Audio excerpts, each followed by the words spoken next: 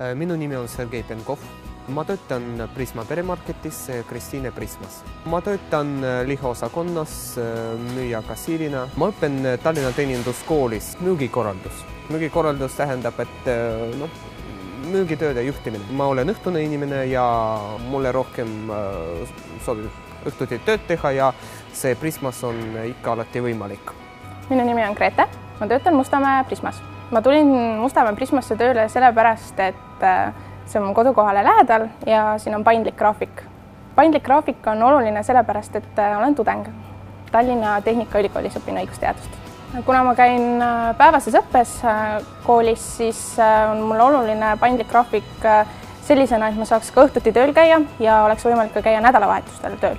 Et kõik töökohad kahjuks seda ei võimalda. Et kui on vaja, siis ma saan ka kell 8 õhtul töötada. Kindlasti soovitaksin üliõpilastele, kuna Prisma tõesti propageerib seda, et tulge meile noored inimesed tööle, et meil on väga paindlikud töögraafikud ja töökeskkond on väga sõbralik, et siis väga lihtne on kooli kõrvalt tegelikult tööl käia. Ma õppisin toidutehnoloogiat ja tootearendust Tallinna Tehnikaülikoolis. Ma soovitakski tegelikult neile, kellel on kooli kõrvalt vajal tööl käia, et Prismas saab oma tööaega reguleerida.